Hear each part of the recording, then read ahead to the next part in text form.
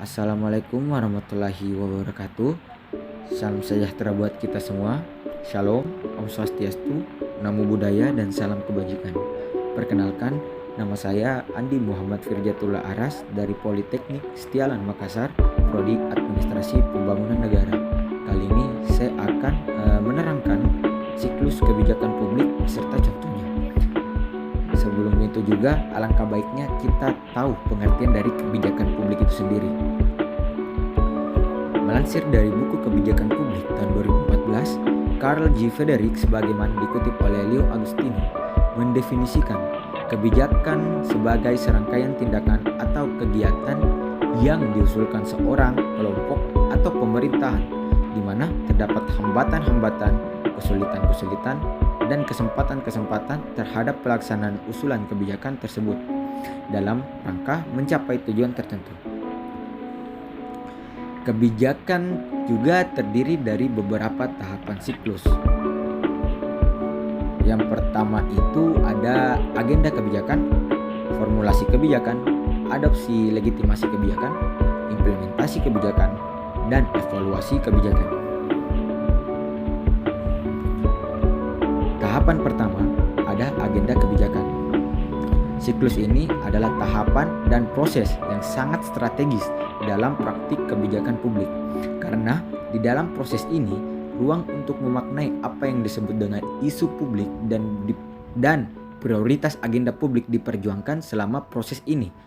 Jika suatu isu berhasil mendapatkan status isu publik dan diprioritaskan pada agenda publik, sumber daya dialokasikan isu tersebut.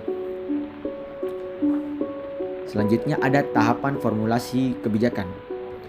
Proses ini mengidentifikasi masalah kebijakan yang akan dihadapi untuk memecahkan masalah kebijakan di masa depan dan menawarkan berbagai pilihan atau alternatif untuk mengatasi masalah tersebut melalui analisis kebijakan. Tahapan selanjutnya ada adopsi atau legitimasi kebijakan.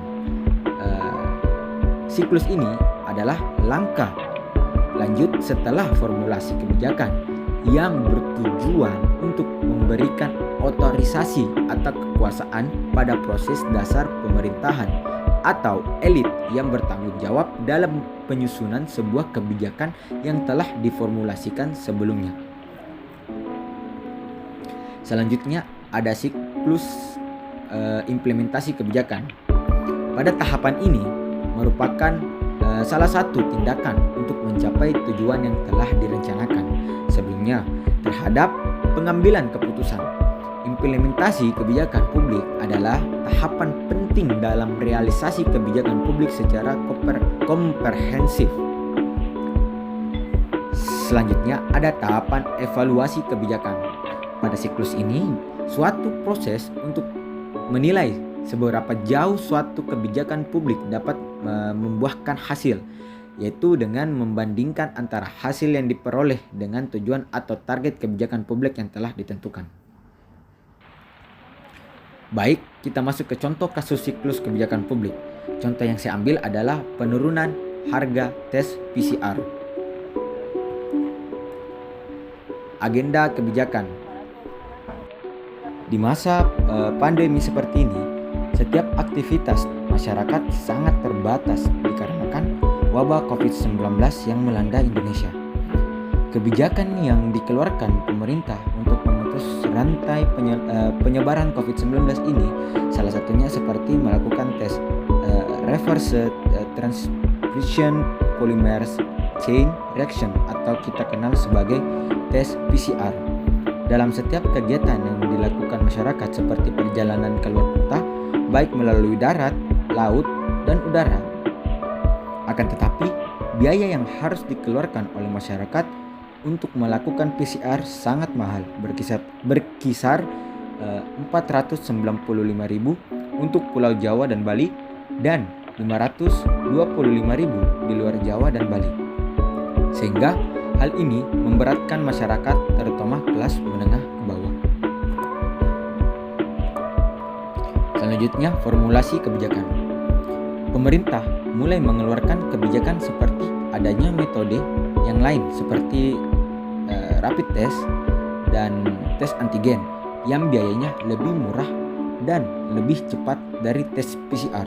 Akan tetapi, dari kedua opsi di atas, tingkat akurasi dan dalam menentukan masyarakat terpapar COVID-19 tidak sebaik tes PCR, sehingga pemerintah harus mengeluarkan kebijakan lain untuk membantu meringankan beban masyarakat, terutama masyarakat kelas menengah ke bawah.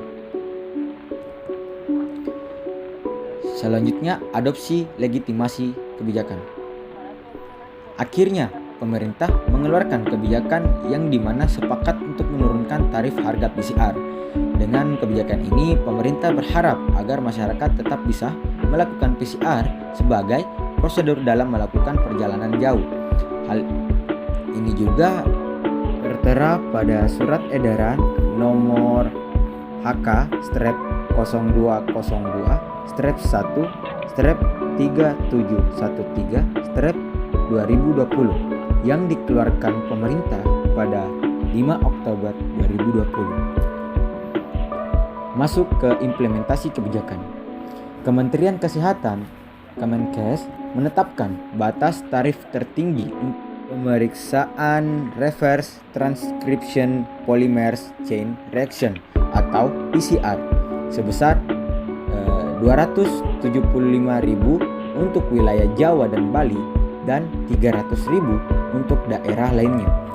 Kebijakan terkait batas tarif tertinggi tersebut ditetapkan melalui Surat Edaran Direktur Jenderal Pelayanan Kesehatan Nomor HK/1/1/3843/2021 tentang batas tarif tertinggi pemeriksaan PCR.